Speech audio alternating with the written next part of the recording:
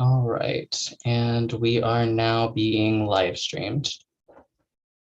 Awesome. Thank you very much, Ethan.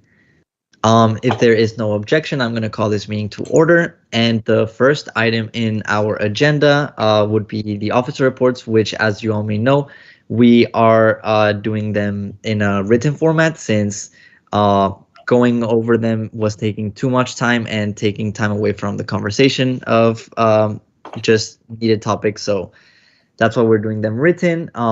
I have received most officer reports, but if you haven't sent yours to me, please make sure that you do by the end of today so that we can compile it and have it ready to display for the Students' Assembly. And so folks can just know what we have been up to before the assembly so that by the time the assembly comes, they can ask us any questions. Any points or comments, concerns about officer reports? All right. Well, with that, we can go ahead and move on to our regular agenda. And we have a very exciting first item tonight. We have a new member joining us for the executive cabinet, which is going to be our public relations director. And we did advertise this position as a comms director because that's how it was in our previous rules and regulations. But since we got the constitution changed, the name is now public relations. But it's pretty much the same thing. I think it's a little. Oh, there we go.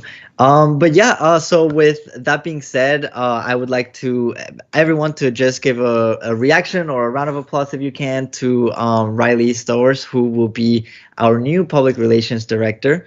And if Riley, you could just like for a brief like minute, of course you don't have to use it all, but yeah, just give a brief introduction, share whatever you would like, pronouns, your major, and and then if folks wanna, I know some people already sent through the text message like who they are, but if they want to say here again, like in the text who each person is, that you're more than welcome to do that. But with that being said, Riley, you can take the floor. Hi, thank you so much for introducing me. I'm Riley. I go by she, her, hers. I'm a junior studying political science and psychology, and I'm really excited to be in this position. I've done personal relations before for other stuff on campus. If you're part of the pre-law fraternity, you know, I do the PR for that. So if you're not part of the pre-law fraternity and you're interested, good opportunity to get involved. But I'm excited to be on the team. I'm excited to be involved in Senate, and thank you guys for being so welcoming. And yeah, I'm just really excited to finally get started. So thank you. Thank you very much, Riley. And yeah, if anyone, if y'all have a chance to go check out like the pre-law fraternity social media, their socials are amazing. And so we're really excited to have that talent of Riley come help us in social media here in the Senate, to get our socials more active and to get just the community more up to date of what we're up to. Any questions for Riley, or any comments or introductions that anyone else would like to make at this moment? All right. Well, thank you very much, Riley. And just for your information, on Wednesday, which is when we have the Students' Assembly at 6:30 p.m., that is when we will be during the officer reports time. Usually that's where we allocate time for affirmations or acclamations. So that's when you will get officially confirmed by the Senate. But yeah, if folks don't have any other questions or comments, we can move on to the next point. Thank you. So the next point in our agenda is to review and vote on the Students' Assembly agenda for Wednesday. But before we take a look at that agenda, because how we vote on that agenda depends on these two bills here and whether we decide to add them to the agenda or not. And it's not that we're deciding like, oh, whether we think these bills are worthy of being in the Students' Assembly agenda. What we are going to be determining as StudEx is whether the bill is time sensitive or not time sensitive. And the reason for this is because these bills went through one council, got passed basically through one council, which means that we as a standing council get to determine if we believe this is not like a super timely issue, then we're not shutting the bill off. We are not like taking it off our radar. What we're simply doing is saying this will just go through the next cycle, through another council before it gets seen in the Students' Assembly. But if we do decide it is a time-sensitive matter, then that means that these two bills would be added to the agenda for Wednesday. So any questions about that specifically? And I am going to show you all these two resolutions real quick. And basically, you as StudEx voting members will say, okay, is this resolution time-sensitive? And does it need to be reviewed this Wednesday, so March 9th, or is this issue not time sensitive or requires more time, however you would like to see it, then you vote on not time sensitive and it will go through the next cycle. So I just want to make sure that is very clear for folks, just to have an idea. Now, in terms of whether you think you want to give a speech on whether you think it's time sensitive or not, basically, there's going to be, I'm going to look for positive speeches, negative speeches. If there's no negative speech, there's no need for a positive speech. So that's kind of how it's going to go. But if someone has let's say a positive speech for, or a negative speech, whether it's time sensitive or not, then if you are a StudEx or a student, you can have speaking rights. If you're not a student, someone can defer to you. So everyone who wants to should have the ability to speak, but hopefully we can do it in an ordered way. And again, like I want to say this, we are not like, we are going to discuss, of course, the content of this resolution, and whether we want to present it with amendments, etc. later on. But in general, we are not saying whether this is a bill worthy of the Students' Assembly or not. It will still be reviewed, and if you have testimonies and all that stuff, it will be very valuable when it gets reviewed in the Students' Assembly. I know that was a lot, so please let me know if there's any questions before I open these two resolutions. If you would like me to go over something again. His hand up. Yeah, are we going to review these each individually? How's this going to work? Are we going to start with one, like the Ukraine one, and then move on to the second one? Yeah. So we're gonna just review real quick the first one, vote on it. Like, I mean, I'm just gonna ask, is this like, do people think this is time sensitive or not? And if there's like a general consensus, then we can move on and vote on it. If there needs to be speeches, then we can go that way. Does that make sense? Yeah. So Humberto, are you going to start out by reading the resolution as one of its authors? Yeah. Awesome. So let me. All right. Okay. So can you all see this resolution here? A resolution condemning the military invasion of a sovereign state. Yeah. Yes. Oh, okay. Awesome. Sorry, I just realized. All right. So whereas the Russian military invaded Ukraine under President Vladimir Putin's orders on the 24th of February 2022, whereas this is another clear demonstration of the lengths to which world powers are willing to go to in order to fulfill their desires of infinite imperial expansionism, having little to no regard to the number of human casualties or the path of destruction left behind. Whereas the invasion of Ukraine by Russian military forces threatens the lives of countless innocent civilians in Ukraine and may threaten the lives of innocent folks living in Russia, Eastern Europe, and the broader European continent, and perhaps many other regions of the world. Whereas the war being fought on Ukrainian soil has ignited a new humanitarian and refugee crisis, with thousands leaving their hometowns and home country to escape the horrors of Putin's war. Whereas we oppose the illegal seizure of any territory through the use of force under any pretext, and we oppose any infringement of people's rights to self-governance, sovereignty, autonomy, and self-determination.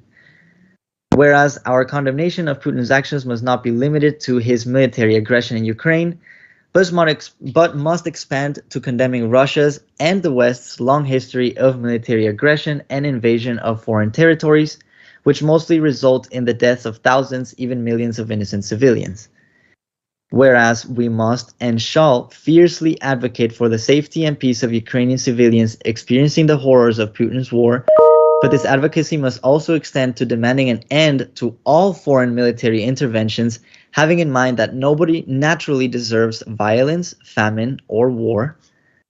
Whereas we oppose war and foreign military intervention, and we oppose and call out all the racism and xenophobia which has intensified and become sickeningly apparent in both the media coverage of the conflict as well as on the ground where the conflict is being fought. Whereas the Student Senate of the University of Kansas recognizes that this demonstration of military aggression has a direct impact on the lives of our international students, staff, and faculty, particularly those from the affected regions. Whereas we are committed to peace and the well-being of all, we stand in solidarity with our Ukrainian and Russian students, along with all students and innocent civilians from Libya, Yemen, Syria, Somalia, Palestine, Iran, Afghanistan, only to name a few, of countries which have been suffering from war in recent years and which, in many cases, have been victims of war waged by foreign nations with imperialist aims, such as Russia, France, the United States, the United Kingdom, and their allies. Whereas the consequences of this present war in Ukraine, like in all wars waged throughout human history, it is the common people trying to live their lives the ones who will suffer the most. And now, Holly, I wanted to give you a chance, since you also contributed to this. Would you like to read the therefore clauses, or should I continue reading them? Oh, Umberto, if you don't remember, Holly is in GSAB right now, so. Oh, my bad. I thought she had been able to join the call already. Oh, so, because I saw her online, like she appears on the document. So, but that's cool. I'll just keep on reading. So therefore be it resolved that the Student Senate at the University of Kansas stands in solidarity with those affected by the conflict and their families. Therefore be it further resolved that we demand the media to stop perpetuating the pervasive mentality of normalizing tragedy in other parts of the world which are not Europe, such as in the Middle East, Latin America, Africa, and South Asia. War is not normal and nobody deserves war. We condemn the narrative of civilized versus uncivilized portrayed in the media when comparing the present conflict in Ukraine to other conflicts happening in Africa or the Middle East. We reject such a racist portrayal of how much of a tragedy a war is in some region compared to others. Therefore, be it further resolved that we don't only point fingers at the others, but also acknowledge the role the United States and its allies have played in the development of the present conflict, or at least in their failure to preventing the present conflict. Therefore, be it further resolved that we urge and insist all countries in Europe, along with the United States, to open their doors to all refugees fleeing from the conflict, regardless of race or country of origin. We condemn the discrimination being faced by the African, Middle Eastern, and Latin American diaspora living in Ukraine and demand that everyone be offered shelter and refuge. Therefore, be it further resolved that we must not only feel outrage and empathy for conflicts taking place in Europe or where there is a predominantly white population, but must categorically reject all forms of war and military intervention whenever and wherever it happens. We condemn the war in Ukraine and President Vladimir Putin of Russia for starting it. We condemn all wars started by Putin and its allies, along with all wars started by the West and its allies. Therefore, be it further resolved that this resolution shall be delivered to the following. All right. So this is the resolution. Of course, like it can be, presented in the Students' Assembly with amendments. Even here, amendments could be introduced in a friendly way. But yeah, I'm open to questions or comments about the resolution or any language that may need clarification. Do we have any questions for our presenter, Umberto? Why is this time sensitive? Oh, Max, I will say, can I ask people to raise their hands so that we have like that before we ask the question? But yeah, Max, your question is in order. So yeah, Umberto, you may answer it. Or Max, did you have anything else to add or? No, that's it. That's my question. Perfect. All right, Umberto. Oh, well, we have been getting a lot of comments in general about whether we are gonna make a message of support as a Senate in terms of the conflict. And it is a conflict that's happening right now. So in that sense, it is time sensitive. But this is being presented here because it didn't go through the rights committee like it was supposed to, because it was part of the agenda. So whether it is time sensitive or not, it could have passed through the committees if there had been time. It's just that due to different reasons, rights started an hour late. So it just never got to vote on that. But it did pass through the Social Justice Council. And because it passed through there, then now we have to consider whether it is time sensitive or not. And that's for you all to judge. I think it is time sensitive considering it's very contextual. It is something that's happening right now as we speak. So that would be my reasoning. Thanks, Umberto, for that answer. Next in the order, I have Hamad.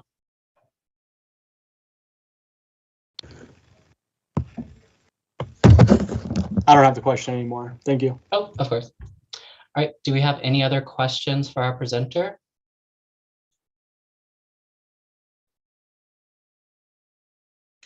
If not, I will be seeking a positive or neg speech or a motion to approve this legislation as time sensitive. Naya? I'd like to motion to approve. All right, and do we have a second? Second. Right, and a second from Wesley. All right, so Umberto, I'll go ahead and give you back the chair and we can start the vote. Thank you very much, Ethan. All right. So all voting members, please, if you are in favor of categorizing this legislation as time sensitive, which means that it would be added to the agenda, please say aye. If you are opposed, say nay. And if you abstain, just write abstain. And just as a reminder, voting members are president, vice president, diversity, social justice director, the chairs, and the StudEx representatives. 1, 2, 3, 4.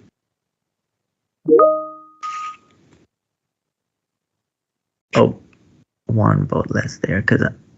Oh, Ariana, just FYI, you're not a voting member. No, Ari is a voting member because she's the new social justice chair. Oh, right. That's my bad. You did get elected. I apologize, Ariana. Sounds good. Then we do have the votes needed, and this legislation will get added to the agenda for this next cycle. Thank you all very much. I have a motion Yes, Cameron. to go into executive session. For what reason? Well, I have a motion to go into executive session to discuss the next bill. is there a second to that motion? All right. It's been properly moved and seconded. I I have Nice. a question.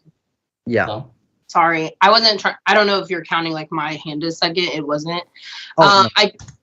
Sorry. I guess my Can I ask a question? Sorry, my bad. Yeah, go ahead, Naya. I just was gonna ask if we go into executive session. Does that mean that excludes the rest of the individuals in this call? yes, it does. They would all have to leave. Okay. So my bad. Continue. It's just, I'm confused because I don't believe just discussing a bill is like an appropriate enough topic for exiting into executive session. So I would be opposed in that sense. I guess I would just like more description as to like what we're actually supposed to do in executive session that makes it reasonable that we leave this public call and go to a private one. Would you like me to explain would my you like- reasoning? Yes, please. Specify a little bit more. Well, as it currently stands, I don't have the exact number, but I think it's 39 people in this call. I mean, really, we all saw how rights went last week. I'd really like to avoid that here. And I think having this many interests so diametrically opposed, deciding on the merits of whether or not this is germane in the timeliness sense, to me doesn't make a whole lot of sense, because we saw what happened last week. I don't really want to avoid that here and devolve into a discussion of, the merits of the bill itself. This is a simple question, whether or not it's time sensitive or not. I don't think we need to have 39 people in the call discussing that. And I think it would be against the ultimate interests of getting this done quickly. Thank you very much, Camden. And just for folks in this call that are not like part of the Student Executive Council, basically this in no way is like preventing you from giving testimony or speaking up in favor or against of this bill, because we are not discussing the bill in itself today. That opportunity will come in the Students' Assembly when we're all gathered. And that's when all the testimonies will really be important, because that's when senators will decide on whether the bill gets approved or not. So yeah, and it has been seconded. So this motion is on the floor. So I guess we can proceed on a vote to it. So again, to clarify, this executive session means that it would be closed for only exec people as well as our advisor, but anyone else would not be a part of this call anymore. This doesn't mean you wouldn't be able to speak on the bill. Again, I just want to make that super, super clear. That chance will come. This is just not the place, because it's not up to us. We are not the legislative body of the Senate, so we are not the ones that need convincing. We are simply going to determine whether it should be viewed this Wednesday or in the future. So with that being said, all of those in favor of this motion by Camden of going into executive session, please say aye and type your answer. If you oppose, please say nay. And if you abstain, please just let us know.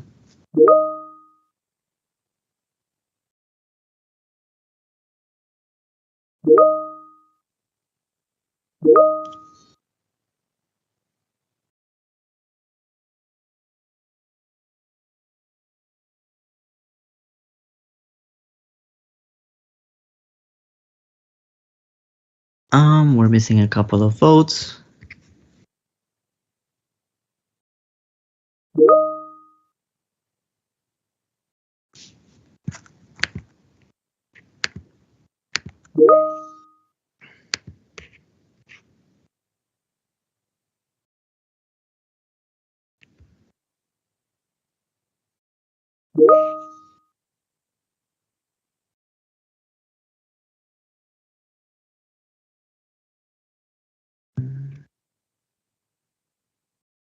All right, I think those are all the votes. So now let me just make, there's 1, 2, 3, 4 no's. 1, 2, 3 yes. All right, and 1 abstention. So with that, this motion does not pass. So we are still in a public open session here in StudEx. Any questions? All right. So let me go ahead and open that other resolution, and I'm going to let the author of that resolution present it. I'd like the motion to go right into speeches. Oh, so like you mean not look it over? I think everyone's already read it. If not, then we can read it. But I think in the interest of time, we should probably just go straight into speeches. Okay, well, your motion has been seconded, so we can go ahead and vote on that motion. Is there any opposition to going straight into speeches? If not, please say aye.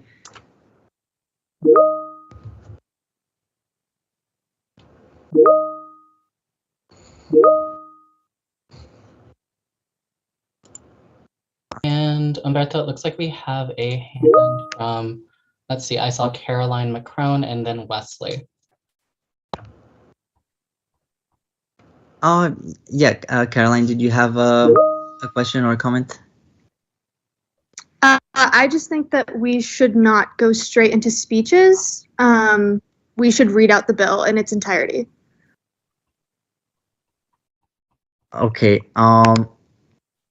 so unfortunately, that motion has been passed. Like everyone voted in favor of it. Someone Could could there- make a motion to reconsider, but yeah, it has passed. Then let's if someone from So this committee would like to. All right, it has been moved by Camden. Is there a second?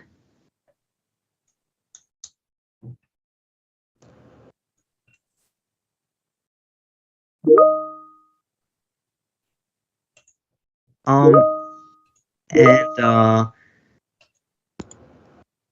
Well, Andrew said third, but I suppose that's okay, second. I'll take that. Sounds good. So basically, we are voting to reconsider about reading it or not. Someone brought up that it's a good idea to go over it, all of it together. So if you would like to reconsider this and read it over, please say aye. If you would not like to, please say nay. Or abstain. Or abstain, yeah.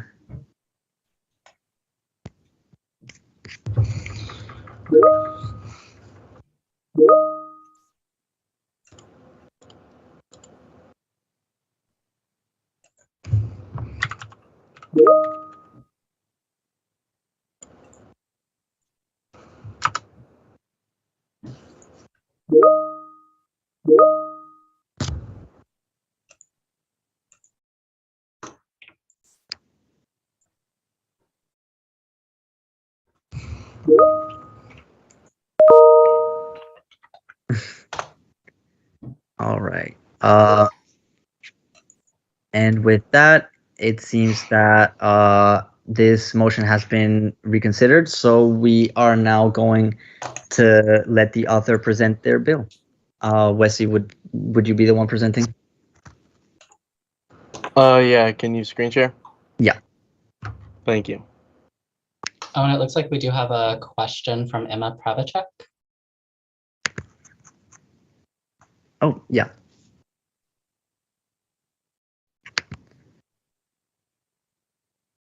Emma, do you have a question or a comment that we can help with?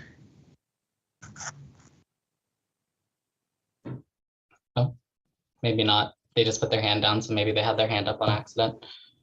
That's totally cool. All right. Here we go. Here we can see the resolution. Alrighty. And- Resolution. Go ahead, All right. Wes. Resolution to formally condemn the actions of the University of Daily Kansas and its faculty general manager, Rob Karoff, and the failure to support students in journalism at the University of Kansas. Whereas the University of Daily Kansas and its general manager, Rob Karoff, is supposed to support students and advocate for journalism, not only within the University of Daily Kansas, but in the university as a whole, and student housing retaliated against the student reporter for the University of Daily Kansas for reporting on student housing's illegal bait and switch of students living in Miller Hall. And whereas, as a result of this retaliation, Student Affairs opened an investigation into the student reporter for allegedly disrupting student housing by the reporter reporting on the issue. And Robert Karoff, acting as a student reporter's advisor in the conduct process, lied to the student about the student's rights in the conduct process, such as being able to have multiple advisors, the nature of a conduct hearing, and the student's right to present testimony, facts, and witness statements. And Robert Karoff yelled and threatened the reporter with the with the end of the relationship with the University of Daly Canton and remove its protections when the student reporter wanted to have multiple faculty advisors and proceeded to lie to the students about their rights. And other faculty members in the School of Journalism offered to help the student reporter, but Robert Karloff raised his voice and yelled at the student reporter for involving other faculty members, repeating the lie that they can only have one advisor. And Robert Karloff contacted the other faculty members to convince them not to help the student reporter, insisting he'll take care of this. And Robert Karloff wanted to keep the issue of a student reporter being censored private to not burn bridges with the University of Kansas administration. And the student reporter has suffered severe stress and mental trauma as a result of Robert Karloff's threats and lies about the process. And before the hearing, the student reporter reached out to the chair of Student Rights and Affairs, Wesley Cudney, who informed the student of their rights in the process and offered to help in the process. And Wesley Cudney offered a written statement to the hearing officer for the hearing, explaining how student housing was abusing the conduct process and that the student reporter has a right to free inquiry and is protected by explicitly in the Code of Rights and Responsibilities.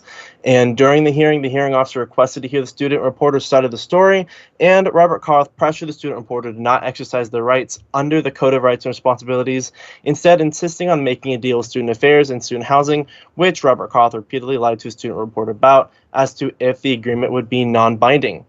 And upon learning of the witness statement, Robert Karloff became enraged at the student and called the student Senate Treasurer Hamad Hussein.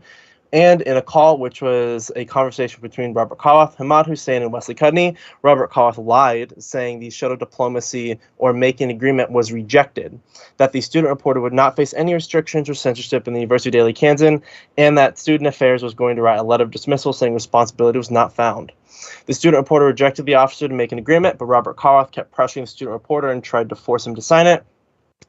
And even though the student reporter did not sign it, Robert Karloff threatened to send it to Conduct anyway, since he is their advisor, binding the student reporter. And in a conversation with Katie Treadwell, the student reporter and Wesley Cudney, Student Affairs heard of the issues with Robert Karloff's advice and lies on student rights in the conduct process.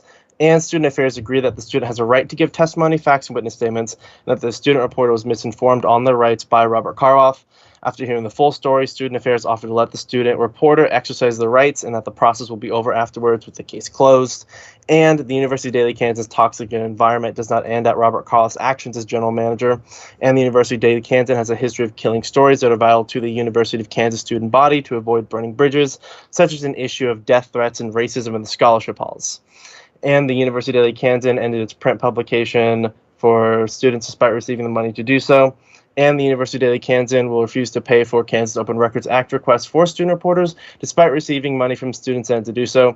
And the University of Daly Kansas, despite having many student reporters covering the many different on-campus story beats, does not publish their articles, either for being too long or not being salacious enough. And the University of Daly Kansas no longer credits senior reporters or reporters at all on the staff section of the website. And the University of Daly Kansas is no longer student-run, with Robert Karloff being the sole person in charge of picking the editor-in-chief. And the University of Daly Kansas has become an empty vehicle to fill out LinkedIn resumes for the editor-in-chief while neglecting its duty to inform the University of Kansas student body.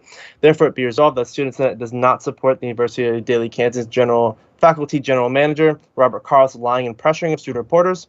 Therefore, it be resolved that the Student Senate believes that student reporters have a right to express their First Amendment rights, the rights under the Code of Rights and Responsibilities. And therefore, it be further resolved the Student Senate does not support the actions of Robert Karloff in bearing stories important to the student body.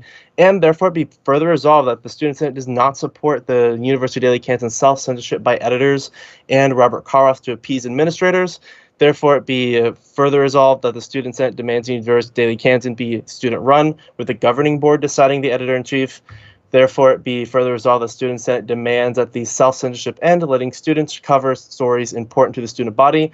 And therefore, it be further resolved that the University of Daly Kansas will not receive any funding from the Student Senate until it has a general manager that will not harass students and lie to them about their rights, that the editor-in-chief be picked by students, that the organization once again becomes student-run, that the organization no longer buries stories to maintain a friendly relationship with the University of Kansas administration. Therefore, it be further resolved that this resolution shall be delivered to the following.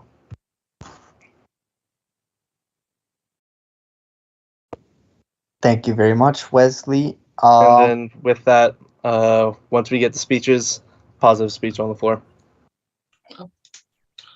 Is there a I'll question for you, period? Wesley. Yeah, there is a question period. So on the floor, I have Rob, and then I have Paul and Camden. So technically students are first in the speaking order due to the precedence of Student Senate. So it'd be Paul, Camden. Thank you. Yeah, Paul, you can go ahead. I just have, I think a point of order is what it would be considered. Are you sure that this is the accurate bill that was officially passed on Wednesday? I believe it's not. Is there any way to check that? It's the same one that was in the drive. It's the same bill that was passed.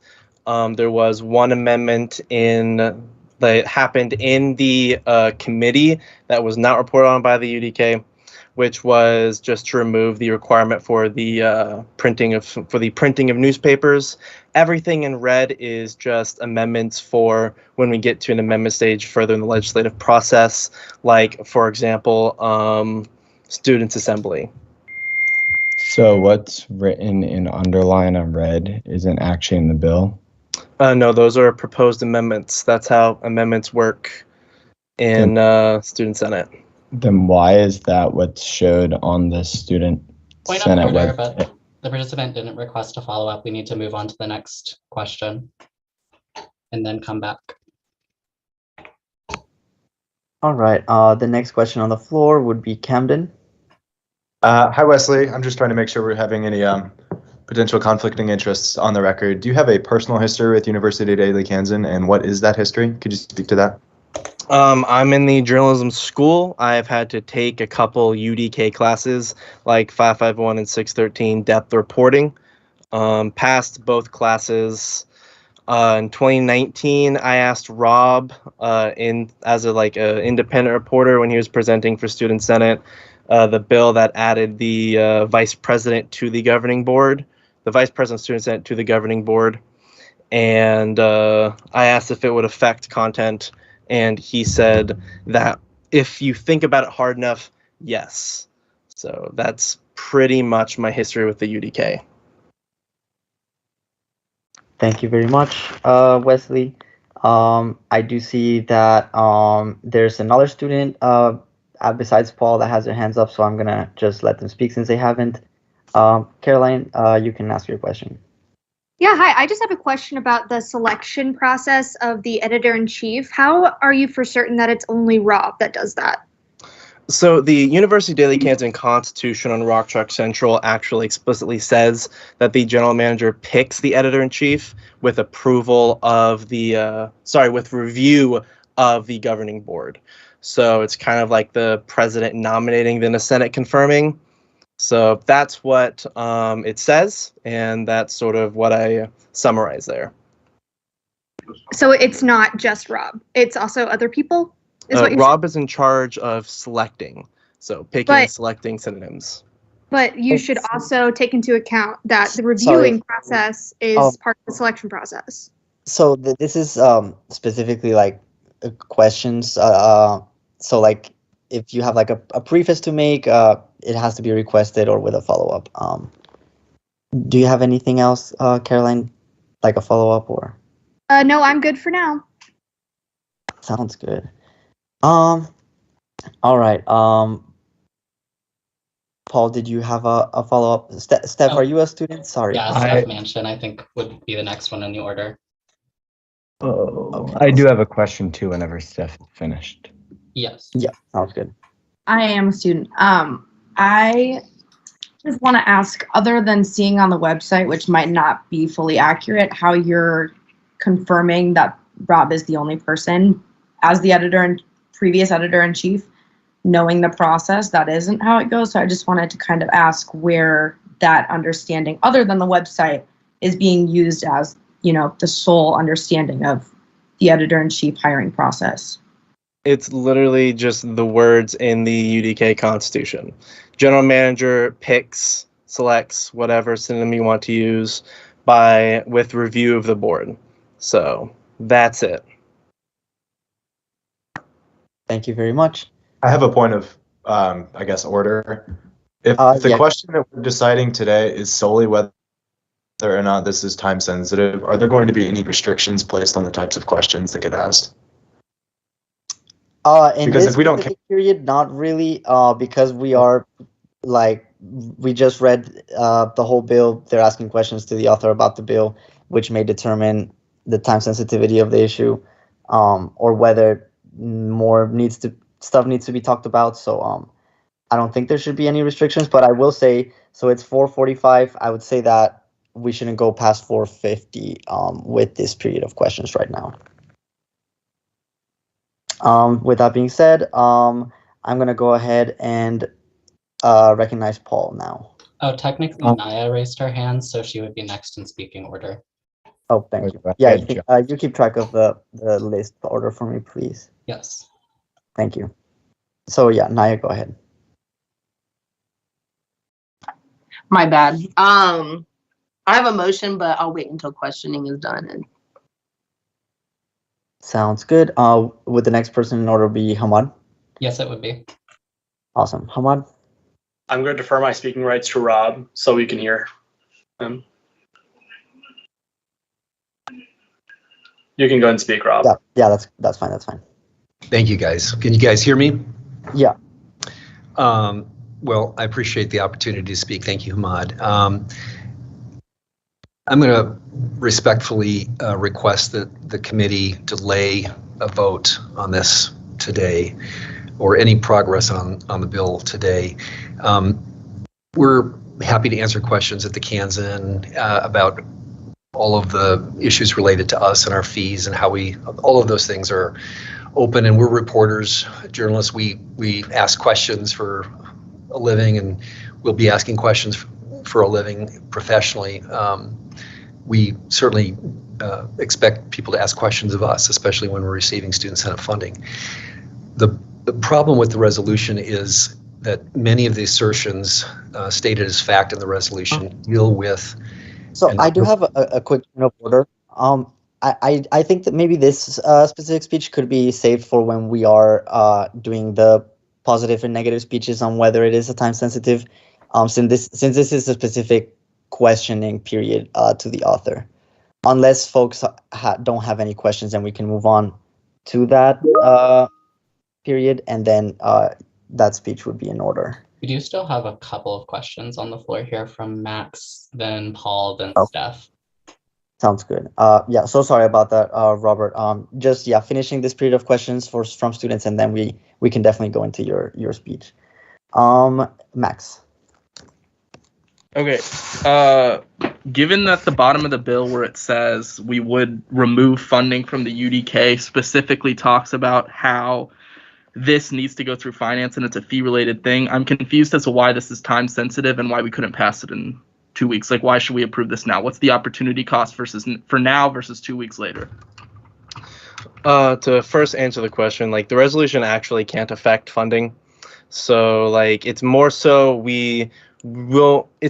saying we don't want to fund an organization that has a general manager that harasses students and lies to them about their rights. It can't actually affect anything, and it has like no actual action it can affect. Is just a resolution. Resolutions are just strongly worded letters. And then for the opportunity costs, it's more so the timeliness of the issue. The University Daily Kansan has already published a couple articles, both containing quite a few inaccuracies about the issue.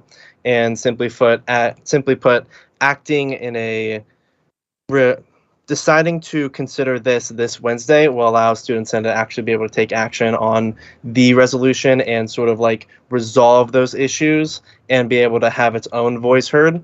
Because, like, for example, the first article had a lot of inaccuracies about Student Senate like process and whether or not it would actually delete funding for the UDK. And then after that, there's also an editorial which then said it's like conditional funding, which somehow like will affect editorial decisions in the University of Kansan, when the core of the thing is about the general manager being on recording and yelling at students, which we'll get to more so in the speeches section. Thank you, Wesley. And as to the question from Andrew, that can be stricken in General Wesley? Assembly. What? Sorry, there was a motion made before that question, so I am gonna recognize that motion first, if that's okay. Yeah. Sadie seconded. So yeah, it's been properly moved and seconded. There is a motion on the floor to move on to speeches on whether this is time sensitive or not. All of those in favor of moving into speeches, please say aye. All of those opposed, say nay. And any abstentions, please just write abstain. Awesome. Umberto, Okay. for future speeches, can we make sure a time limit is set if we're going to be Yeah. like looking at this? Because the thing is, like, we can motion out of this, yes, but the thing is we should have had a time limit there, and we should motion to extend time from now on, I think. For sure. All right. How this is gonna work is everyone's gonna have about a minute to give their positive or negative speech in regards to the time. So there is a negative speech. And sorry, I saw Hamad's message, but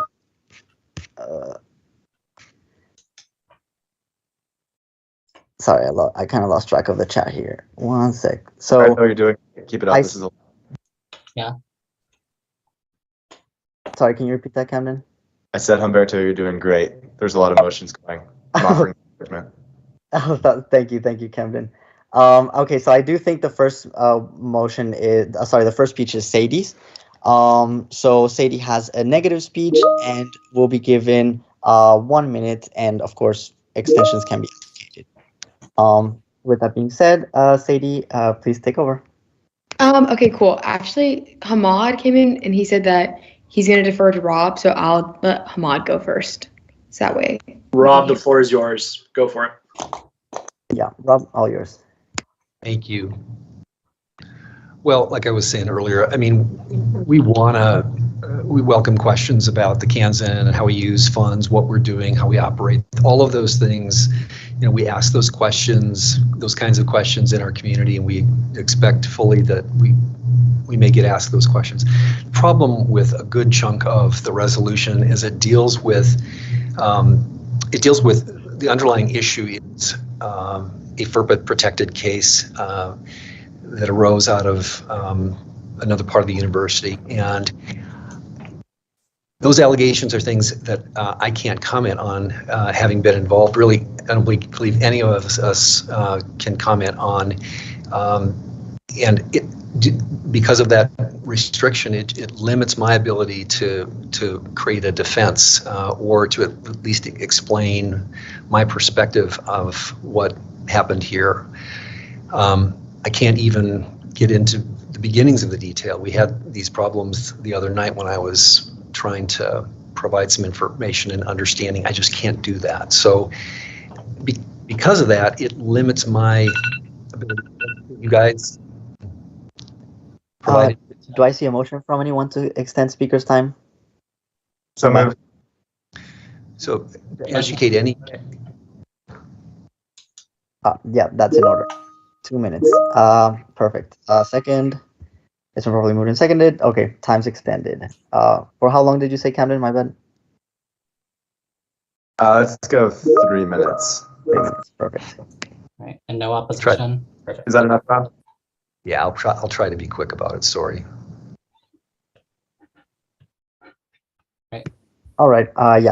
Please continue, Robert. Well, my point is the FERPA nature of this, the FERPA protected nature of this, just prevents me from saying anything about it, and to provide, shed some light on it, my position, more understanding, any of that. So, what I'd ask the committee to do is to delay this and allow us to consider perhaps whether this is the correct venue for addressing the underlying issues. I can assure you, I would love to talk about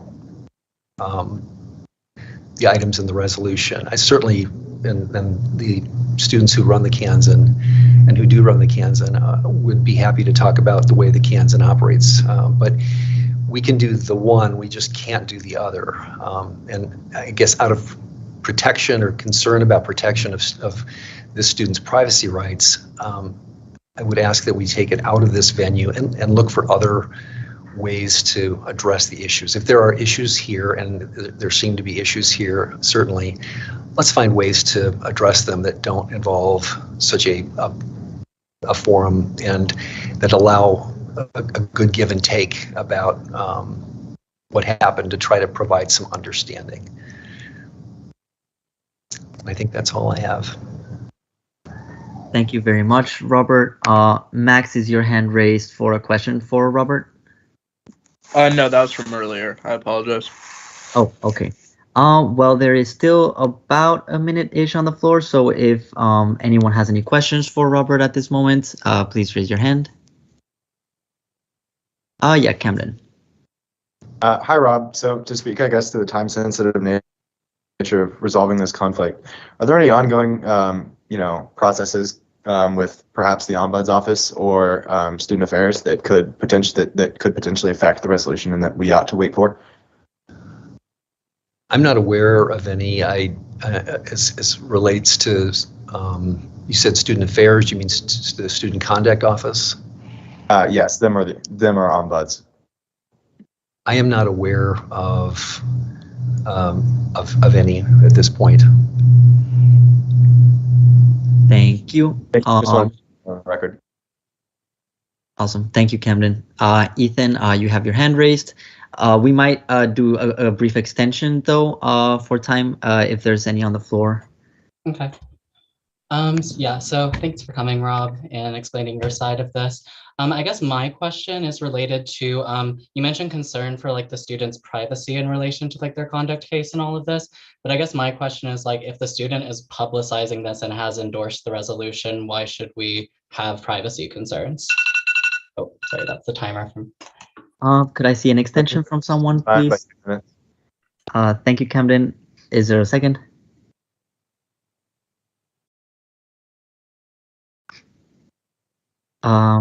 I'll second it. Second. Oh, there we go. We got a second from Raya. Sounds good. So we are in an extension. Continue, Ethan. Well, thanks for your question. This stuff is new to me too.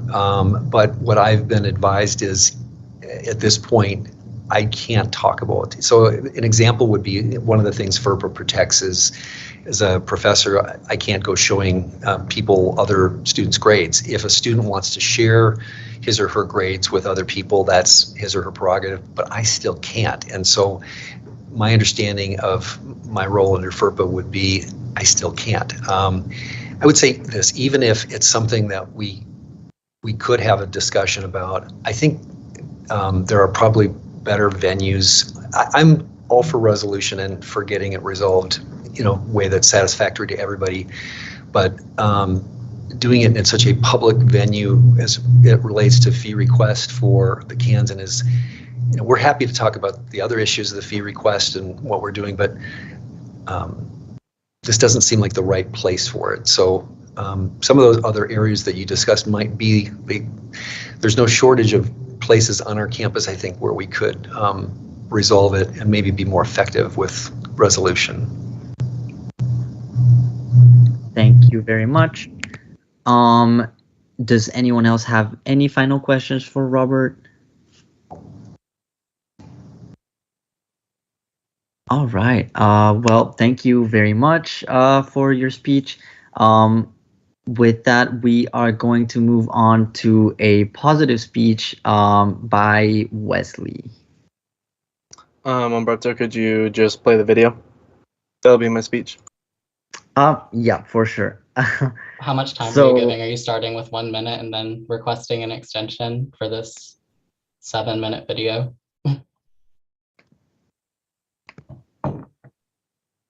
Or should we motion for 7 minutes on speaker's time?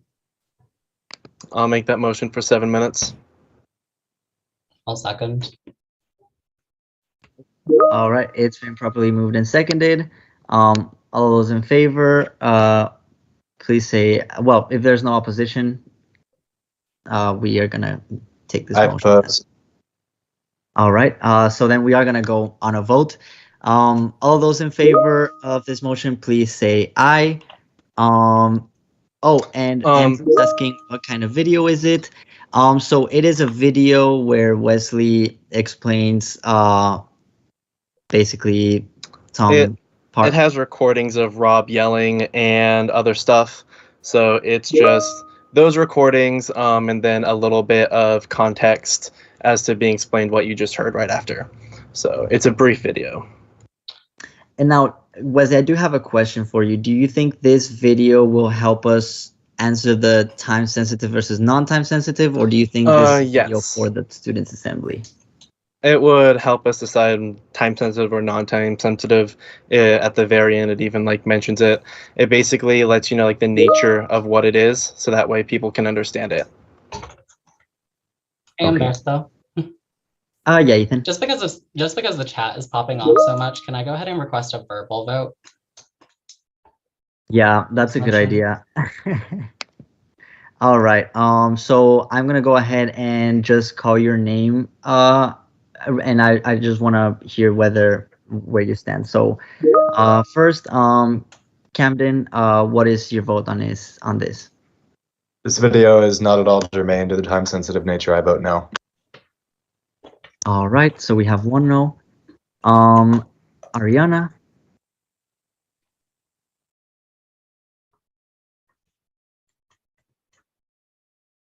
Could we get a verbal confirmation of your vote, please?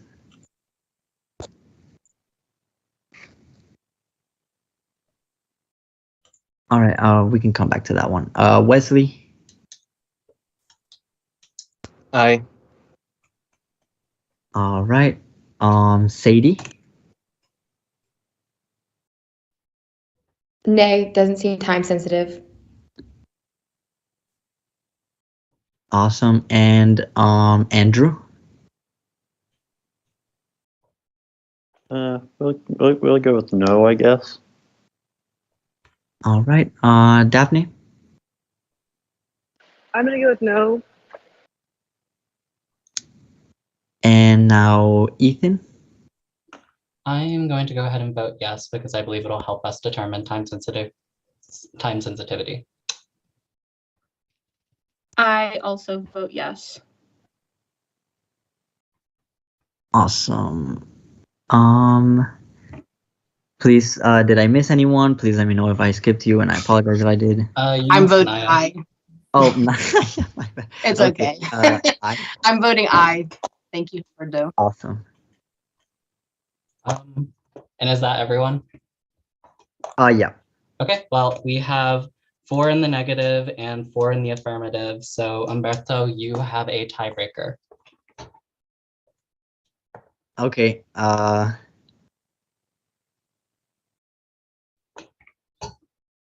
Well, okay, so this video, like if this video plays no questions, is that a fair? I'll accept that. Okay, then I do vote yes.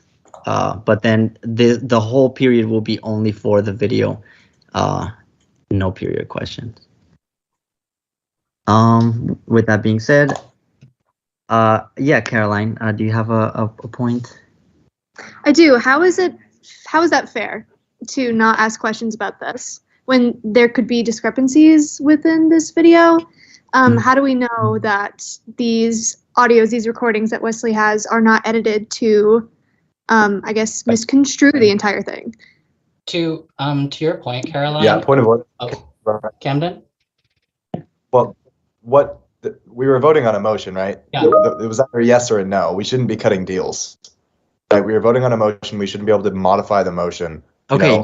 Well, no, Then that's yes. not in effect part of the motion. So what Humberto was saying is like, no questions. Can we agree on that? That was like a friendly. So it doesn't stop anyone from motioning to request questions, but the motion itself was only for 7 minutes to view the video. Yeah. And if, just to clarify like that, then in that case, I vote yes. Period. Okay, but then how is there a deal? Well, there If there's is a- none. It's like, Yeah, like no we're one's just gonna go explaining. through the video. If someone wants to extend time for asking questions, that can happen, you know, like it's gonna be a normal process. All right. Any questions before I start the video? I see one more hand up. Let me check. Oh. From Emma Pravchek. Yeah, what's the chain of custody of this video and how do we know that it's not altered?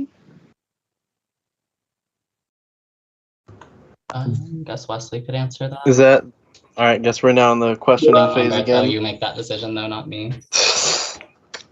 So I guess, I think let's watch this video. All questions that may arise, we are definitely there's clearly questions, so we'll just have a questioning period at the end, and we can ask all these questions.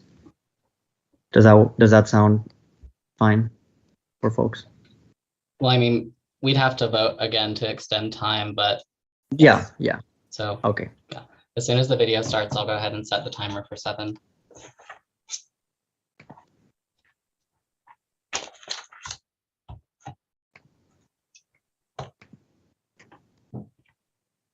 Can folks see this? And can you click into it to make sure we can hear it as well?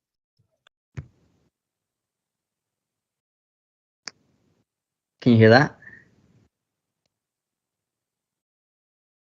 Oh.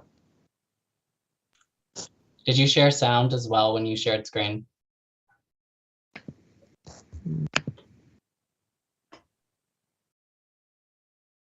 Umberto, I can play it if you want. Oh no, I got it. No worries. There we go. It's currently at $1.80. Okay, yeah, we can hear it. Okay, so I'll go ahead and start the timer when you get the video up. All right, 1, 2, 3. I'm going to answer your first question right now. No, the University Daily Kansan is not getting defunded. The UDK fee is a constitutional amendment and is currently at $1.80, and the Constitution always beats a resolution. A resolution is just a strongly worded letter. What this resolution does is denounce the actions of the UDK general manager and how he has treated a student. The resolution in its current form only puts a line in the sand for how a student reporter can be treated. It is non-binding, and Senate could sadly ignore it even if the general manager of the UDK continues his actions on another student next year. To briefly explain the context of what happened. Yeah. I was gonna say, can you pause the video? We have a hand on the floor. I don't know if it's a motion or not. Oh, yeah. Whose hand is it? It's Zane Kanji. Yeah, Zane. Y'all can play the video and then I'll ask afterward. Oh, so you just want to get in line for questions? Yeah. Okay. Yeah. If everyone wants to go ahead and get in line for questions, you can go ahead and do that now while we're watching the video.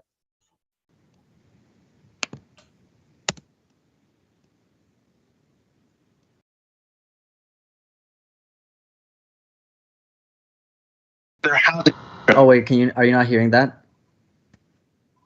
Oh, okay. Before notifying them that they would be forced to have communal sleeping porches even with the continuing pandemic. In a recording, Aramis Watson admitted that 1, housing knew that they were going to force a shared sleeping area, 2, they waited until after the contracts were signed, and 3, this was a financial decision. The story blew up, and later that day, housing announced it would not enforce a communal sleeping area. In retaliation for the story, multiple student housing administrators filed a complaint that the reporter disrupted the work of student housing. Now, in the interest of time, I'm going to show you 4 clips from 2 phone calls between the general manager and that student. Each of these clips will highlight the 3 core issues, which are 1, that Robert Karwoth lied to the student about their rights in the conduct process. In this example, it is how many advisors a student can have. 2, Karwoth ordered the student to not ask other faculty members for help and to keep quiet about the issue. This is essentially a gag order. And 3, to enforce that gag order, Karwoth threatened the student with backing out and pulling the UDK support from him. Since the Student Code of Rights defines student press as a registered student organization, this is a threat to remove the student's protections if they do not comply. This is coercion. You're a point person. I have said I'm your point person. I've worked at the Chicago Tribune, Knight Ridder, and any number of places. I've been around the block. And if you don't get that I'm your point person, then we're going to separate and we're going to go different ways. And I won't be your point person. Okay? No, I get it. You're my point Okay, person. I want you to stop now, and I want you to quit acting like you know it all. No, Listen to me. Listen to me like Professor Gaston said. Don't be such a hardhead. At a time when you need me, you're pissing me off. You have just heard the University Daily Kansan General Manager and KU Professor Robert Carwath yelling at a student. This alone is unacceptable. Under no circumstances should a professor be treating a student so poorly. You also just heard an example of the third issue, Carwath's threats against the student to back out and leave the student unprotected under the Code of Rights. And I'm about ready to just say, forget it. You've got to work within the organization and the system. And I'm not going to say it again, all right? Okay. Am I clear? Yes. Okay. If you have questions, call me. If you're not feeling good or you're uncertain or you're scared, call me. I'm happy to talk this through with you. I have a fairly good feeling about it, but do not keep reaching out to others. It's making a mess, and it's taking a toll on me as I'm trying to help you, okay? Yes. This is the second threat to the student to remove the protections of the UDK, and moments after yelling at the student, Carwath tells the student to reach out to him if they are scared. Carwath then orders the student to work within the organization and the system. By organization, it is clear that Carwath means the UDK, which has kept quiet on the issue. No article on what's happening, no press release on what the student is facing. Keep in mind that the editor-in-chief... Yeah. There was another motion put on the floor here. Oh. Yeah, it's in the chat here. Camden, do you want to state your point of information? Yeah, I'd love to. My point of information is, how is this in any way the sensitivity of this resolution?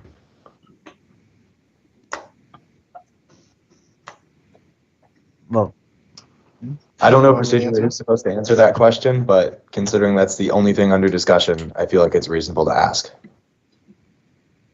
I mean, I feel like the only You want me person... to answer? Yeah. Wesley? All right, so as I mentioned before, and what carried the day in the vote, it was, this helps understand whether or not it's time sensitive by understanding the nature of the issue, how quickly the situation has developed, and sort of like what the student has gone through in order. And then also, as it mentions, the UDK articles, and then also the UDK sort of like keeping quiet on when the student was in trouble, and then only talking when the UDK sort of started facing anything for it.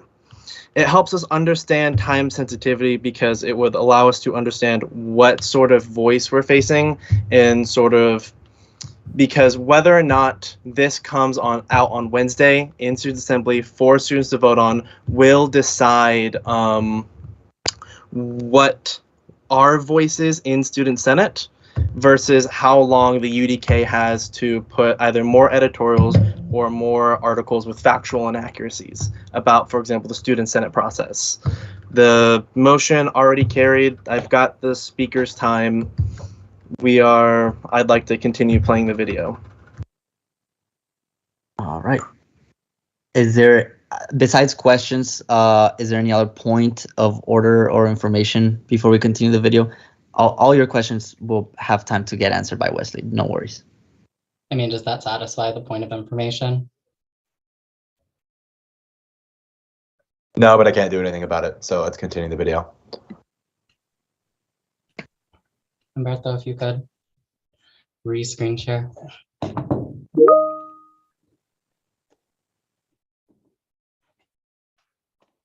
Remember to include sound.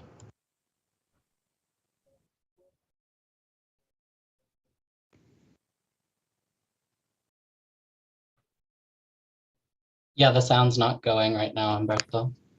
Oh, is it not? Yeah, you might need to reshare it. The clip you just heard ended on another order not to reach out to others on the issue, and focuses on how things have affected Carwath, who just yelled at the student, instead of how it has affected the student.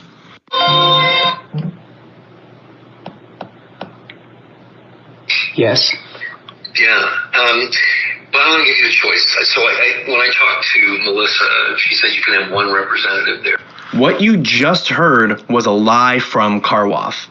The conduct procedure says 3 advisors. Rob then claims this false information came from the hearing officer. So if you would rather work with Mark, just say the word and I'm going to back out and you can work with him. Mr. Karwoth, I'm not sure if this is accurate because the student conduct, it says that I can have 3 advisors if this is your concern. Well, my concern is we're making this into a federal case. You are not listening to me, Abdullah. I don't know what more I can say. After the student calmly corrected Karwoff on his lie, Karwoff changed the topic to the student not listening to him. To summarize, when Karwoff lied and was corrected, he insisted that the student listen to him anyway. What you just heard covers all 3 points against Karwoff. Karwoff lied to the student about their rights. Karwoff ordered the student to not reach out to others or to speak about the issue, gagging the student. To enforce that gag order, Karwoff threatened to pull UDK support from him. This issue is timely. It has all occurred in the past 4 weeks. It has an impact on students and the safety of future students. We pay for Karwoff's salary. We're the only organization a student can go to for help. This resolution does not and cannot defund the UDK, but explains that we will not tolerate this treatment of students. The Code of Rights is being rewritten to avoid the ability to coerce using the definition of student press, but we need to address the actions of Karwoff. This is the time, this is the place, this is the method we should do. All right. And with that, the time of the video and the speaker in general has come to an end. I will be looking. Oh, Before we get into that, yeah. There's a point of information. Yeah, Andrew. So the video said that Student Senate is the only organization that students can go to in this kind of situation. And for the record, the Ombuds Office does offer a facilitated dialogue service designed for cases where students have such conflicts. So there are multiple other there is at least one other option, and certainly there are others too, but that's the first one that comes to mind. Awesome. Thank you for that point. So I will be looking for an extension for questions at this point. So moved. It's been properly moved. Is there a second?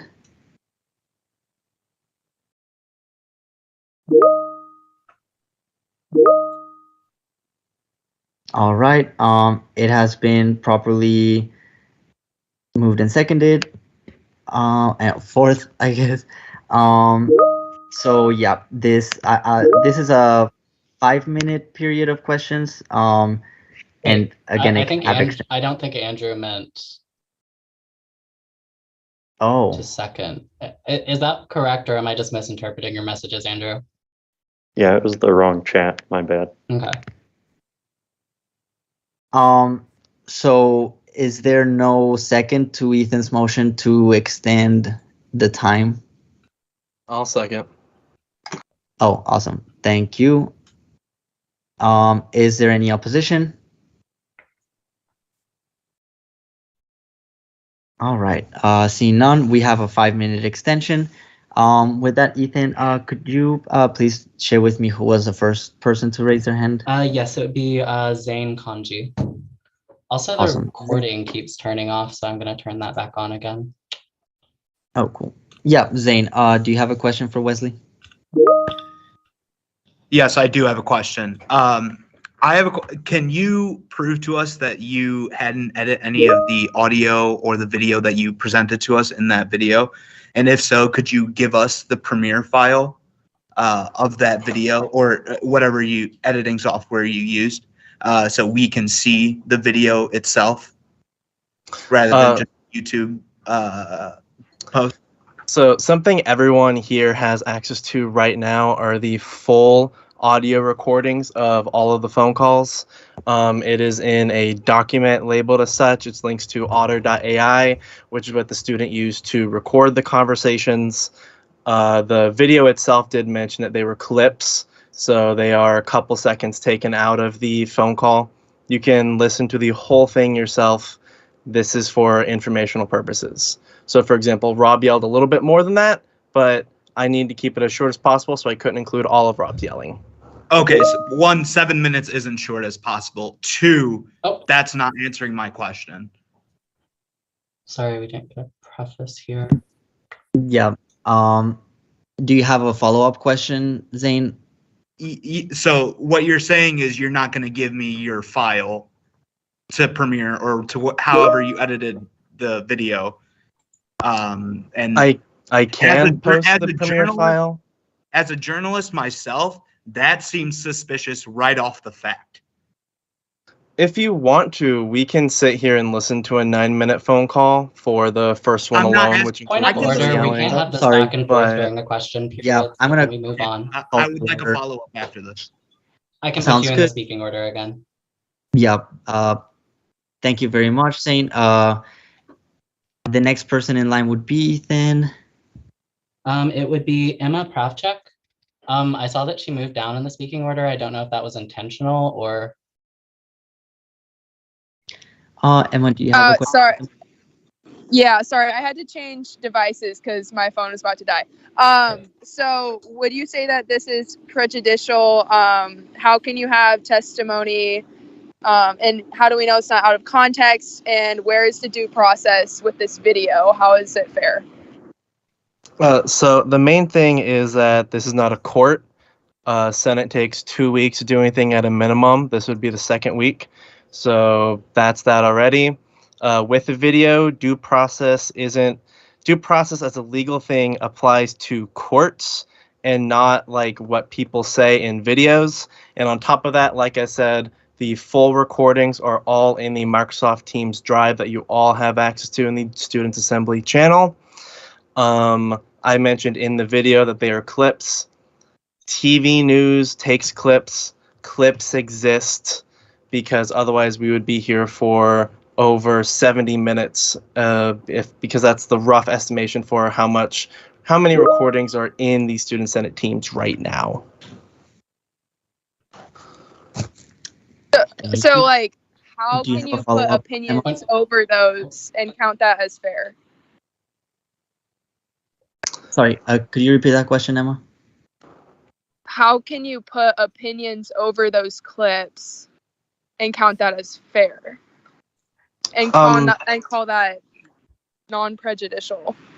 I'm not exactly sure what you're trying to get at because this is a legislative body and the resolution lays out certain issues. So you listen to what Rob said and then I relate what Rob said to an issue in the resolution. So Rob yelling at a student, like no matter how you want to put it, no matter how you want to cut it, like that alone is bad. So I'm not quite understanding what exactly you're trying to get out here. All right, thank you very much. The next person in the speakers list, who would that be? And Caroline. Awesome, Caroline. Hello. So you say that the bill does not defund the cans, and it doesn't say that anywhere. However, would you say that the first half of the bill, which is documenting Rob's behavior towards the student, triggers the second half of the bill, which inherently strips those funds? Or are you saying that nothing is going to happen out of this? So essentially, with the resolution, nothing could possibly happen because even though it says will not receive funding, it actually can't trigger that. It can't cause anything. It would be more so if Senate were to take future action. Let's say next year, if another student also is yelled at by Rob or mistreated, etc., then Student Senate would they would weigh that probably in fee review, and whether those students weigh it differently or not, that would be sort of their decision.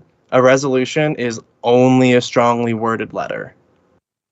So is it? Before we get to that question, we have a point of order on the floor from Max. Yeah, Yeah, Max. it seems like a lot of these questions are about the merits of the video itself, which I get given the accusations and recordings within the video, but those really do bear no relevance to our vote today. So since we're just voting on time sensitivity, so I was wondering if we could keep the questions related to that. Thank you for that point of order. Caroline, would you like to continue with that follow-up? I will say we're out of time for questions, so someone would need to motion to extend time if we were going to continue to do the question period. I'll motion to extend time by 3 minutes. 3 minutes. That would be in order. I see a second. And I also see. I don't see a second. I see another motion to vote. So actually, your motion's in order, Mary. Is there Mary a second? said, Okay, JK. I have a motion before Mary's. Hamad's motion? All right, what was to yours? To move on to the next speech. Well, I mean, we don't need a motion for that as long as no one extends time. Yeah. So. I don't see a second for Wesley's motion. All right.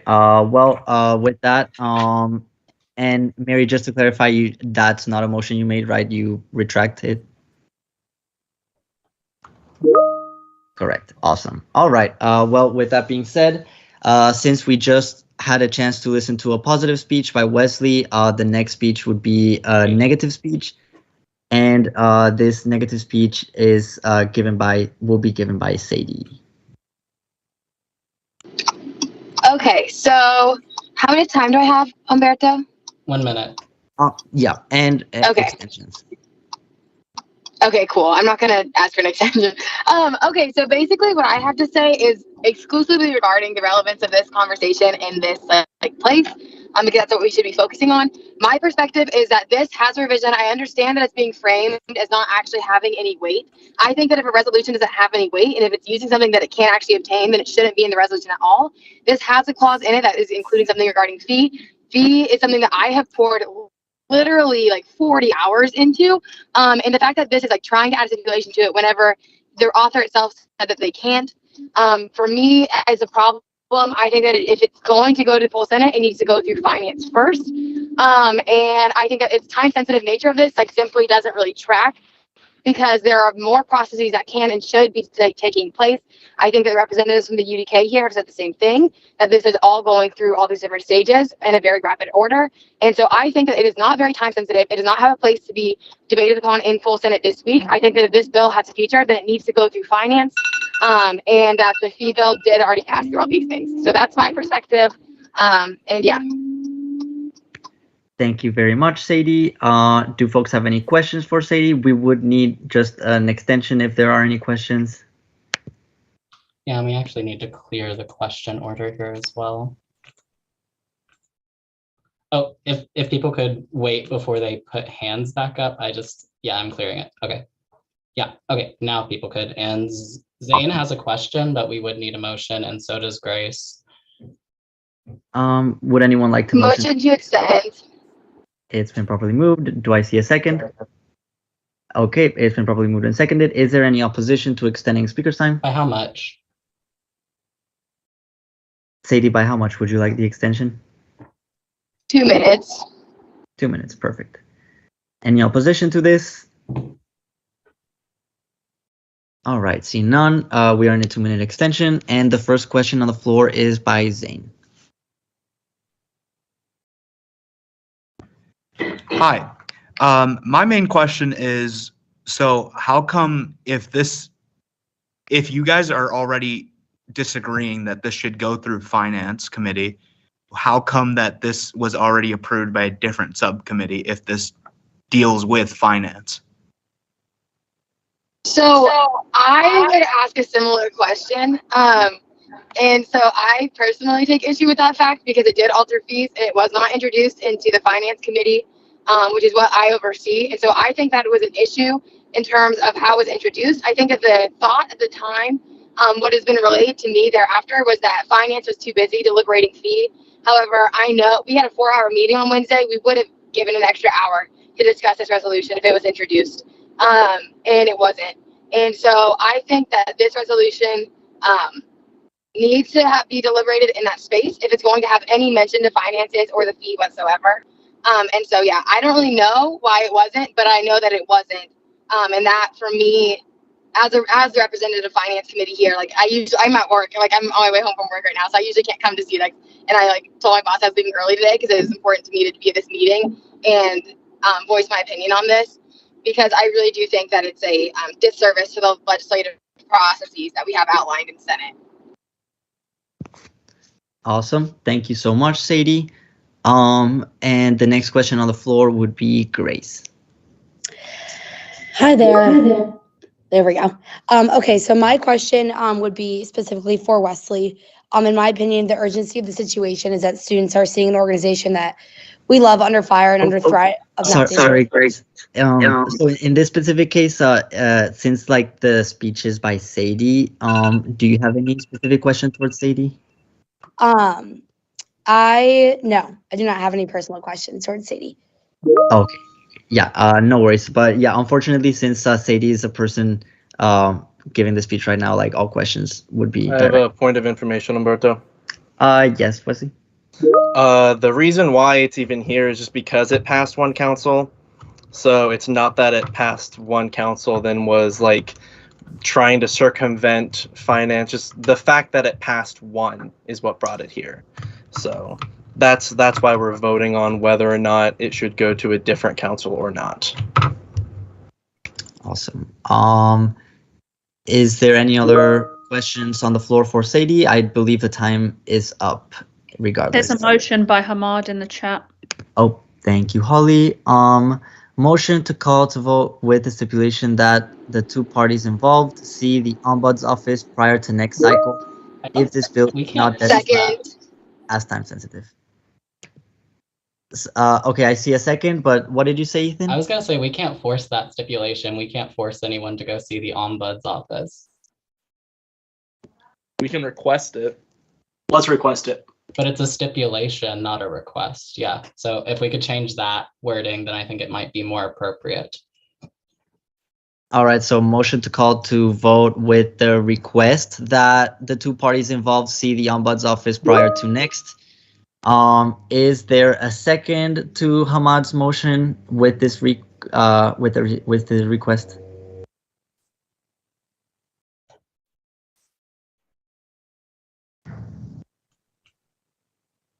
I need a second for this motion to be considered.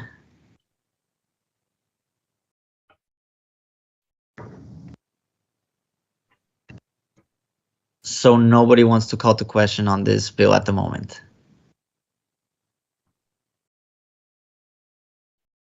All right, I'm gonna ask again, is there a second to Hamad's motion, or is there another motion on the floor? I do see Max made Sorry, yeah. go ahead. No, that was it. You can go ahead. Oh, I was just gonna make a motion to call the question without request. Okay, yep, that would be in order. Is there a second to this? Perfect, it's been properly moved and seconded. Is there any opposition to voting on this at the moment?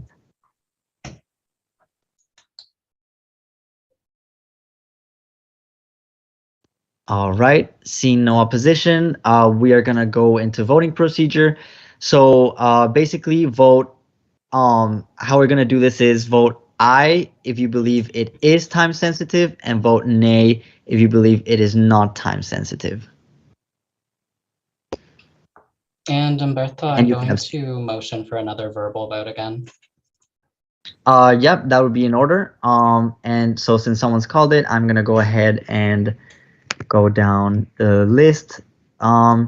So first one here is Camden. What would your vote be? I vote no. What a surprise. Awesome, thank you, Camden. The next person would be Daphne. I'm also no. Thank you very much for that. Ariana? I vote no. Thank you very much. Wesley? Abstain. All right. Holly? I abstain because I came late, so I didn't get to hear everything. Thank you. Next one would be Naya? Aye. Thank you. Andrew? Oh, okay. I'll go with the negatory on this one. Sounds good. Thank you. Ethan? Sorry, I was getting Andrew's vote recorded. I vote aye. Awesome. And finally, Sadie. Shocker, but I'm gonna go no. Thank you very much. And Ethan, tell me if I'm wrong, but I believe that was a negative, so non-time sensitive is the final solution. Yes, we have 2 votes in the affirmative, 5 in the negative, and 2 abstentions. So this motion clearly fails and will need to be reconsidered during the 12th cycle. Awesome. So now this legislation will go through the Finance Council, and then it will be considered again if they approve through the Students' Assembly. Wait, through the Finance Council? Yeah, right, because it deals with fee. Well, yeah, but I was going to say like it's up to the vice president for that decision to be made. So. Oh well, okay. Yeah, you're very, very right on that. Sounds good. Then we can move on. Thank you all so much for that vote. Now let me go back to the agenda.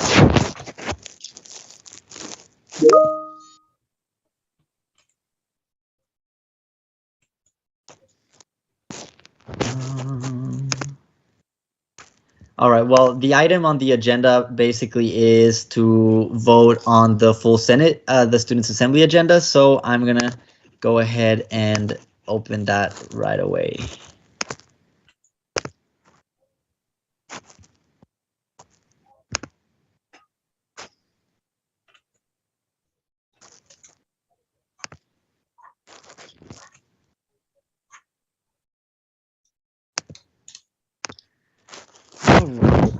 Can you all see this agenda here? It's a pretty thick agenda, but you know, it's going to be a great conversation.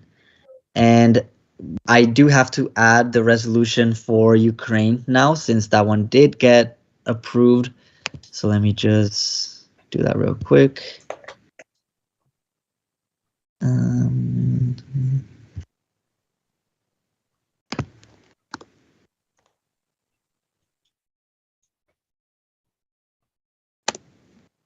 There we go. All right. Any questions or corrections on the agenda? Suggestions? Anything you would like?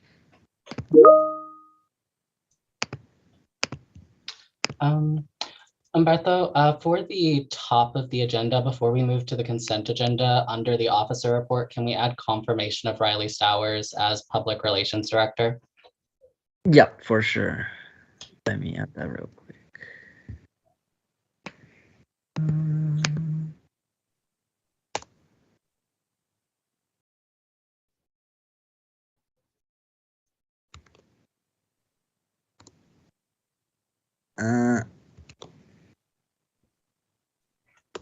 Sorry, there you go. And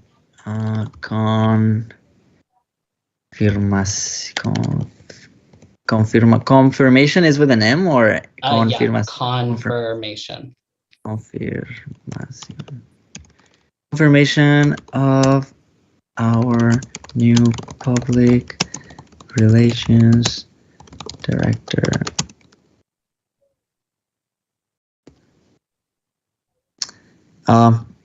Oh, I don't. Oops. Does that look good, Ethan? Yes. Awesome. Any other comments? All right, then I'll be looking for a motion to vote on this. Oh, and just by the way, this also includes the bills from last Students' Assembly that didn't get passed. So it's the binding resolution. It looks like we have a couple of hands up. Grace, do you still need to have your hand up?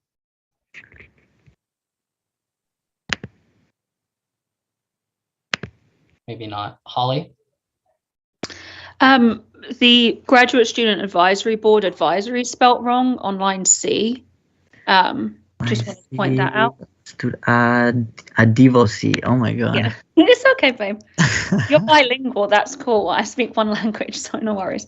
And then a second, I was going to suggest, could we maybe have the fee last and have everything above it, just so we get through the things that are quicker to get through quicker than, and then go to fee? Would that be a suggestion everyone's amenable to, or no? I personally think fee should be at the top in case we lose quorum. Okay, that's also a good argument. Either way, I don't think it should be like in the middle. I agree with that. I agree. I think top. I agree with Holly and Max that it shouldn't be in the middle. I agree, fourth. But I also would just like to say the resolution Umberto and I wrote is time sensitive because this has been happening for over a week now, and so I wouldn't want it to not get seen by the Senate with the quorum, because it is a time sensitive thing that is affecting quite a lot of our staff, students, and faculty. So Holly, would you like to make a motion first to move the fee to the top, and then whenever I get a second and all of that, I'll do a separate motion for the other one to see if folks agree? Sure. Yeah, that's fine. I motion that. Sounds good. So there's a motion on the floor to move this bill 2022-055 to the top of the agenda. Is there a second? Yeah, I'll second that. Awesome. Thank you, Camden. It's been probably moved and seconded. Is there any opposition to this? I'll oppose I it have. just because I think that it would be better. I think it would make people stay for quorum if it was the last item on our agenda, because it is the most critical responsibility of the student assembly. Yeah, that's true. And also, we've been trying to get the Students' Assembly to see the vote of no confidence for a while. So maybe like that resolution, and then we could do that resolution, then Ukraine, and then do the fee. So it's like still near the top. But like have the resolutions looked at first, because they are time sensitive. And like, I mean, we were supposed to all meet last Thursday and then we didn't have quorum. And so those should probably go. I know I'm just kind of rescinding what I just said, so I'm really sorry, but that's I think fine because Ethan's perspective and Nia's perspective are also important. yeah, no. So Holly, would you like to? So your motion is to have this resolution and then the Ukraine resolution and then fee. I would say that I think that's the best compromise, and like to hear what others have to say. Could I add a compromise? And at the beginning, like during officer reports, can I just say something and just be like, hey, like we're talking about fee later, so like stay through all the bills then, and like kind of emphasize the importance of it. Would that be amenable? Yeah, I think so. Definitely, that would definitely be Ethan. A question, but I'm pretty sure they would be fine with it. I couldn't hear over the wind, Loki. So Sadie's question was like if during the officer reports, maybe she could give like a quick, just like, hey, this is very important, like fee, stay, just like a reminder that it's a big responsibility. I would support that in a perfect world, but the thing is, like, I just don't see senators staying just because someone tells them to. Like, we've done that multiple times throughout the year. We've sent multiple emails about how critical business is, and yet it doesn't affect quorum. So, well, but I mean, I think it's worth a shot. It's 2 minutes. I think it's worth a shot. If it doesn't work, it doesn't work. But better than nothing, Yeah. Well, I'm gonna ask Hamad this. I was under the impression that we're on a relatively tight timeline with the Board of Regents, right? Like we're supposed to pass and So sign. I'm sorry to interrupt Camden, but I've had my hand up for like all of this and people are speaking out of order and I'm sorry, but it's all over the place. So sorry. Yeah, I cannot see the hands. I apologize. I think it's because we had a motion on the floor, it was moved and seconded, and yet we haven't voted on it yet. Because we've been talking about like the motions itself. So yeah, but Nai, do you have a question regarding the motion? No, I have a next speech though. Oh, for that motion? Yes. Okay. Yeah. I mean that would definitely be in order. All right. So would it be? Do we do next speeches for motions? I've definitely heard that before. I don't think it's unknown of. I think it would just be voting.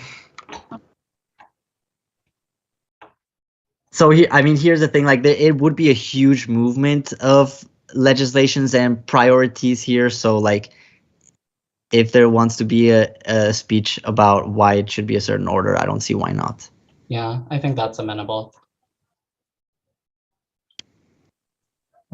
So but can in we that just case, like can we set like what we're talking about? Like what is like the parameters of like the motion and then the negative speech? Because we keep like going in between of like what we want the motion to be. I think we just need a solid motion to debate.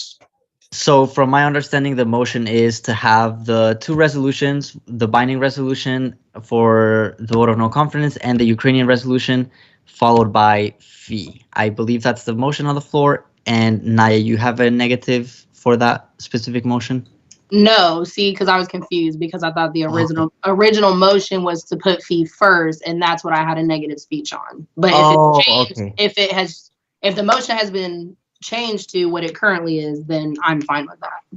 I see. Awesome. If it's under like that legislation, then I will also withdraw my opposition to placing it there. Great. Awesome. And then then Sadie will give a brief speech if Ethan allows, and we should be hopefully that convinces folks to. And in the email, we'll definitely send that importance factor in the email that we send. So let me. Camden has had his hand up a long time after after Naya. Yeah. Sorry, Camden, go ahead. Yeah, I think it procedure got worked out. I just wanted on the record that I think the worst possible outcome for next Wednesday is for fee to not pass, and that should absolutely shape our understanding of what the agenda is. And that's all I have to say. Thank you. I think we all agree with that. Thank you. All right, so let me move this to the top here. Well, actually, first let me move.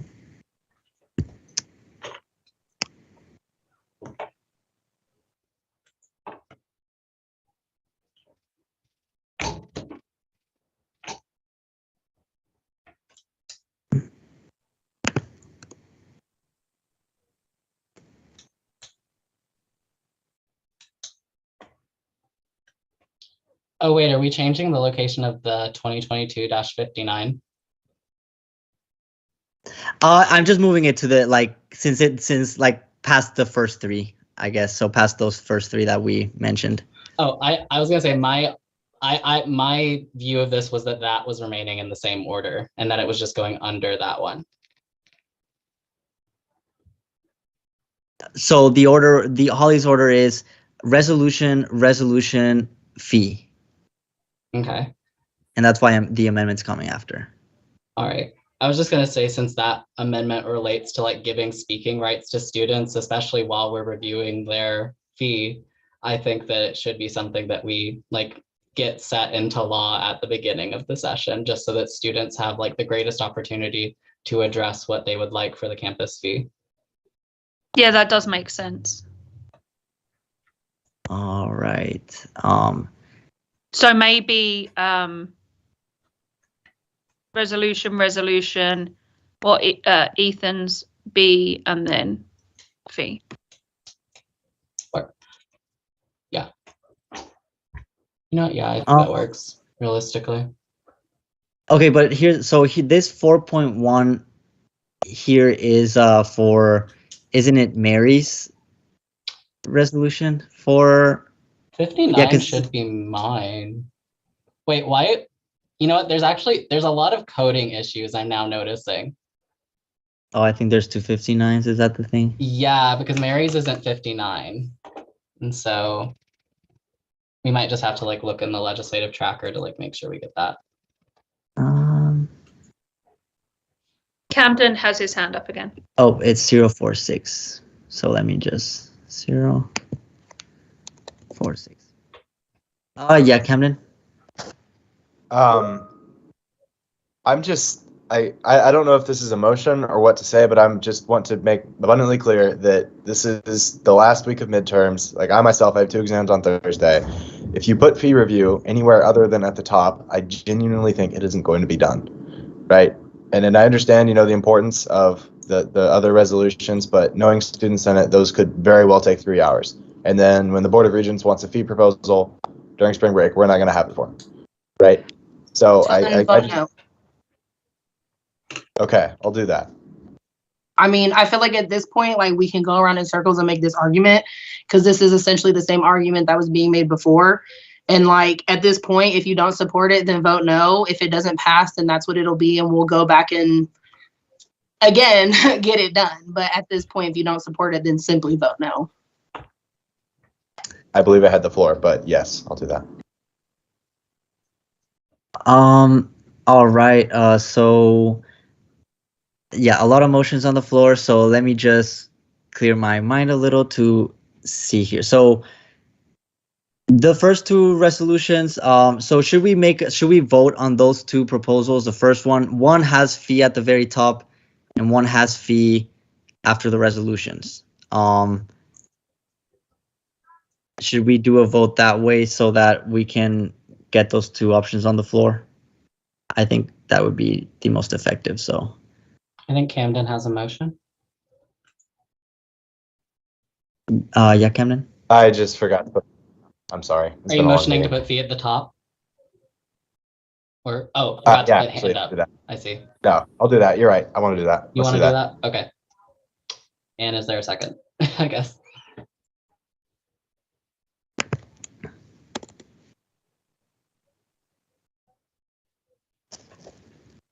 I also gotta say. I can't second. Oh, sorry, Max. What were you saying? I can't second, right? Since I'm not a voting member. No, you can't. Cool. But you and Camden could switch it around. I'll second. And Daphne seconded it. So. Yeah. Awesome. Okay, so those two motions are on the floor, right? We're gonna vote on the 2 of them. Well, we're gonna vote in them by order. So yeah. But my question is, we're considering both. No, we're only considering one at a time. Well, yeah. I'm just wondering if we're gonna vote on Holly's first, and then we're gonna vote on Camden's. I thought Holly would do our motion though. Okay. I have to go. I have like a different thing, but care about fee. Love you all. See you all Wednesday. Bye. Okay, bye, Sadie. Thank you. I have a question, and my hand is up. I'm very confused. How can we vote on 2 motions that are opposite? Well, like we would vote on one, and if that one doesn't pass, then we consider the other one. Oh, okay. Yeah, my resolution is to my motion. Wow.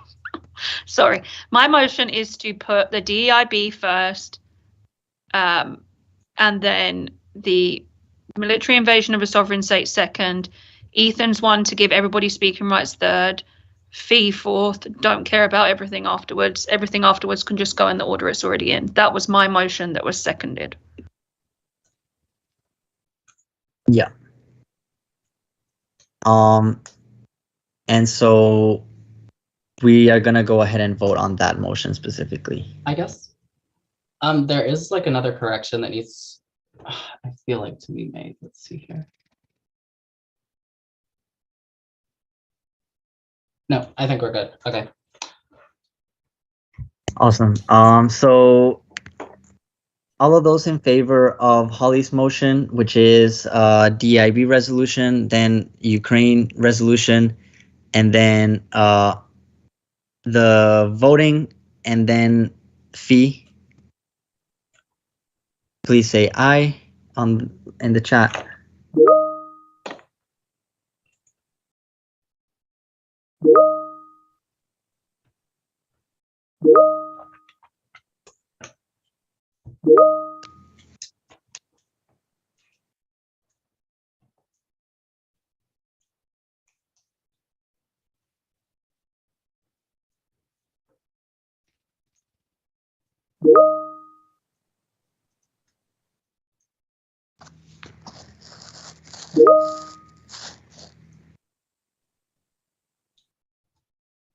All right, and with that, I believe those are all the votes. And motions, Holly's motion passes. So I will go ahead and update the agenda for it to look like that. All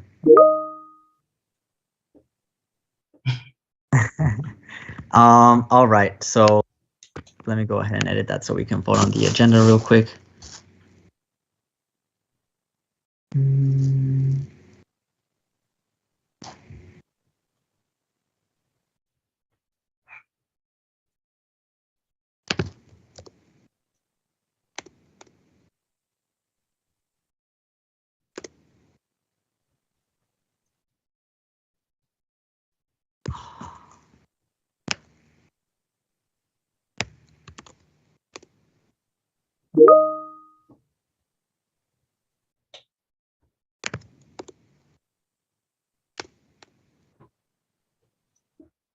All right. Does this look good to folks? I For would us say to. that my amendment still needs to be put up, the 2022-60.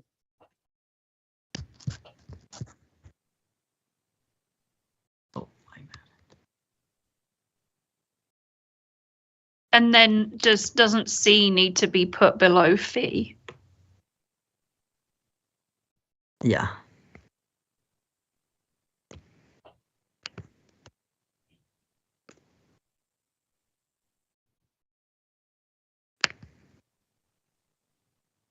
God, why is this so complicated? There we go. And there we go. All right. So I will be looking for a motion to vote on this. I do have another point of like, I guess this would be a point of order technically. Yeah. But like we do need like the campus fee bill to be in like all of the separate bills, correct? Hamad.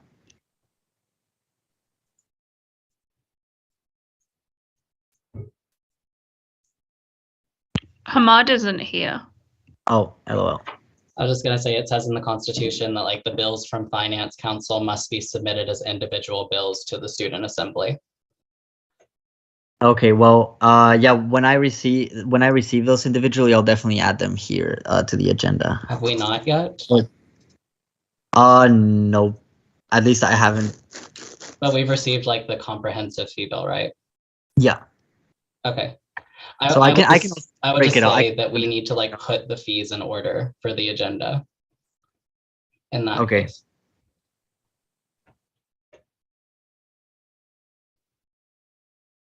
Yeah, sounds good. I'll add all those. But what I'm saying is like, what we need to vote on that.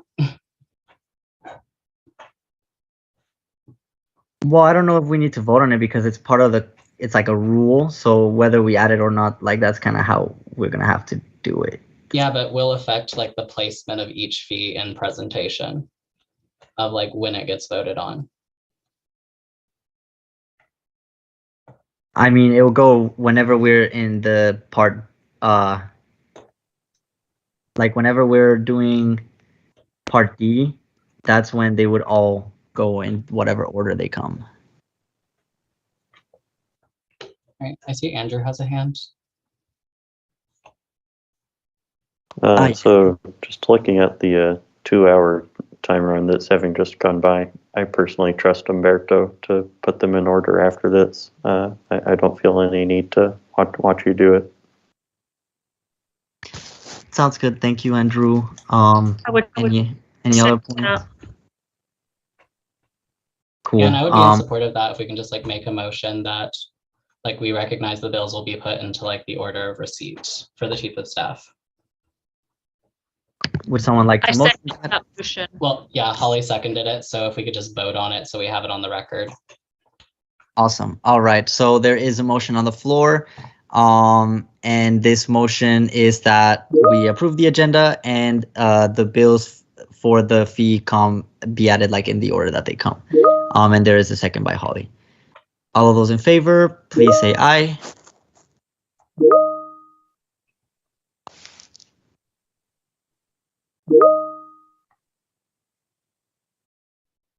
All right. Well, we need one more. Two more.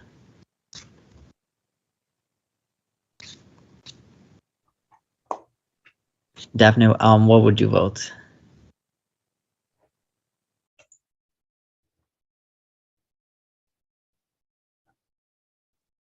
Well, I mean, we do have majority already, but Daphne, I just want to make sure you have your chance to vote.